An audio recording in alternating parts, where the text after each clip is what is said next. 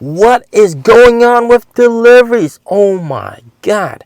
All right, the month of October just ended and we got the delivery numbers and also infrastructure numbers for NIO out. And we're going to be talking about that. First of all, let's talk about infrastructure. All right.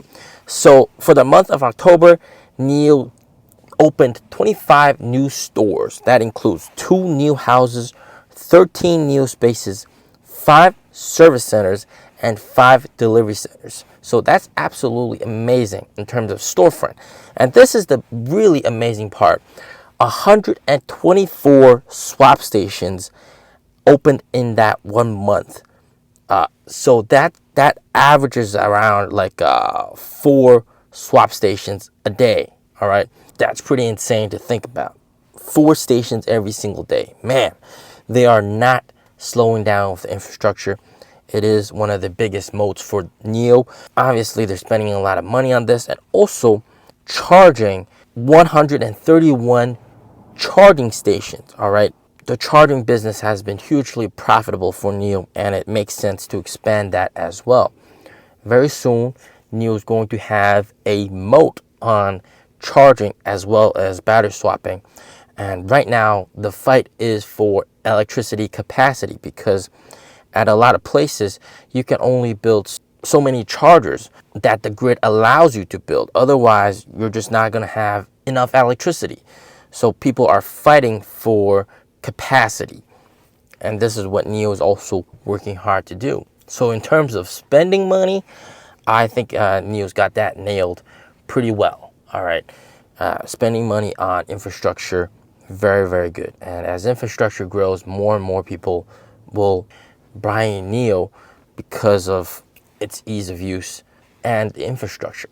Now, in terms of deliveries, 16,074 vehicles delivered. That is slightly up from last month, 59% year-over-year increase. All right, seems decent on paper. But when you look at its competitors, all right, you got Xpeng at all-time high deliveries. You got Li Auto at all-time high deliveries. The trend for those guys has been up and up and up and up and up. And yes, it's not exactly an apples to apples comparison. It's more like apples to orange comparison, but it's very clear that some customers are choosing the orange instead of the apple. Most people are going to choose either one or the other. They're not going to buy both cars. And then we're also seeing ATH deliver a ton of vehicles as well. So what has happened? Are NIO's products losing its shine? Because NIO's got such a big inventory of products.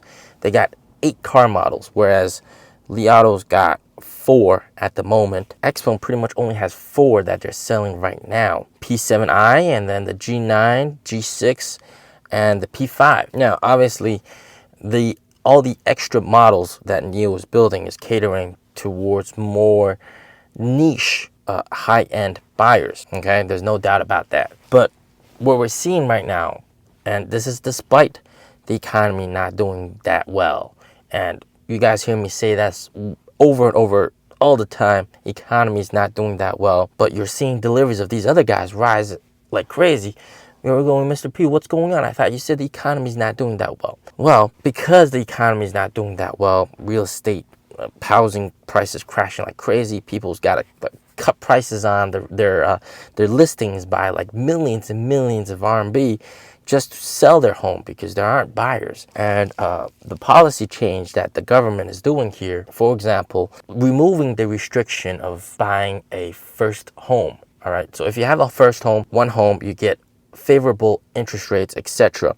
But what you can do right now is sell that home and then buy another one as if it was your first home, and you still get favorable interest rates.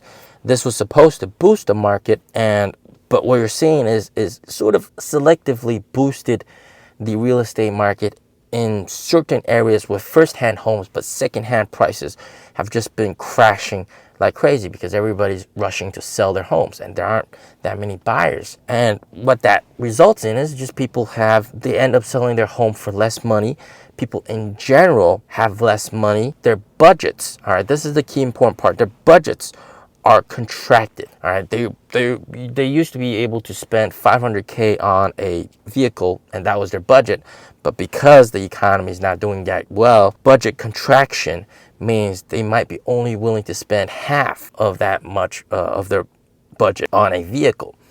So what that has caused is really a rise in bang for the buck. All right, people will choose value over luxury. You get what I mean? So there isn't exactly a big problem with the cars, with NIOs. NIOs are still fantastic cars. The economy is just making people choose more cheaper bang for the buck vehicles. You know, people wouldn't like me to say this, but the Li Auto L9, they're in a lot of controversy with that vehicle right now. You probably seen my video about what happened. But that car, all right, I wouldn't ever pick that car over a ES8, but the ES8 is 150K more expensive than the Li Auto L9 Pro Max. And to some uninformed consumers, they might think that this is more bang for the buck than an ES8, okay? And it might be the total case that their budget just does not allow them to buy the ES8. And because their budget has been contracted, they still want a bigger car, they end up buying that vehicle. There is without a shadow of a doubt that if the economy was prosperous and everybody had lots of money in their pockets, the Chinese stock market was rising like crazy, people would be buying NIOs, all right? But right now, the opposite is happening with the economy. What is NIO doing in response to these numbers? And I want to be clear, these numbers are not bad numbers, all right? You still got to remember, NIOs are luxury expensive products. So these numbers are still very good numbers. But what is NIO doing? And especially with a lot of vehicles that they can't sell. For example, some of the ES7s, they have a lot of inventory on the ES7s. What they're doing is, of course, inventory discount. The usual tactic, inventory discount to get rid of these vehicles. Now, some of you guys have stated that they should bring back permanent free battery swap for life as a limited time offer. But what you'll end up seeing is that if they do this, then everybody that bought their vehicles between the cutoff date and now would also have to get it. Otherwise, it wouldn't make any sense. And that in return would actually raise the cost of battery swap substantially, because free battery swap has been a big cash burden for NIO. I've been talking about that for years, even back in 2021. All right, I've been talking about how free battery swap, that's massive cash burn. For me, I love it. I don't have to pay money for my commute. That's very nice. But NIO's president has said that every swap has a fixed cost and NIO has to carry that cost on their accounting books. So they had to pull the plug and not offer free swaps for newer buyers. So it seems like we will not ever see free battery swaps coming back again. And of course, by making it not free, NIO's swapping business can get closer to profitability, all right? Which is what we want. We want infrastructure to also be profitable, not just charging, but also swapping. But on the flip side, a lot of people have said, a lot of content creators in China have said, without free swapping, one of the big reasons to buy a NIO is gone. And I've talked about this back in April, May, that this was a possibility, that this could possibly happen. So we saw the rush in deliveries for July and August. Most of those were the people getting the last wave of free battery swap for life. And we are seeing deliveries teeter down a little bit, all right? I think free battery swap is out of the picture, but cheap battery swap is not out of the picture. Something that NIO was doing is they're offering inside the NIO app, you can buy these battery swap service fee vouchers.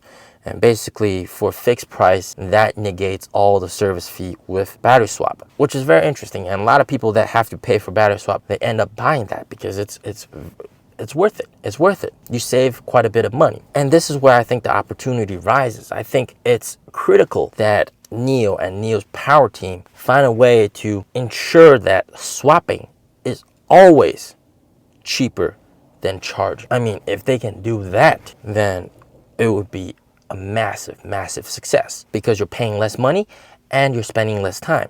2 wins. Now, I've stated in the past that sometimes NIO's battery swaps, paid battery swaps, are cheaper, slightly cheaper than NIO's power chargers, all right, superchargers, essentially. But compared to some public chargers, that might not be the case. The public chargers might still be cheaper than swapping.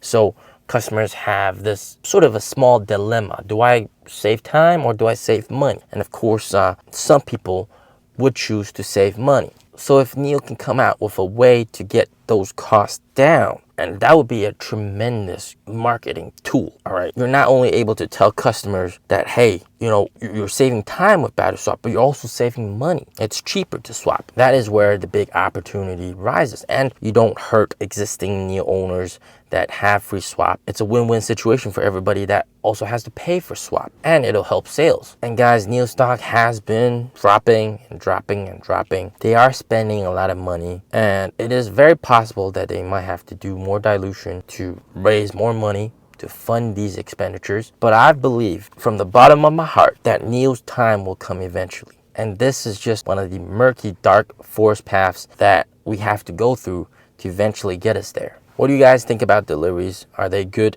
Were you disappointed? Let me know in the comments down below. As always, stay safe, stay healthy. Peace out.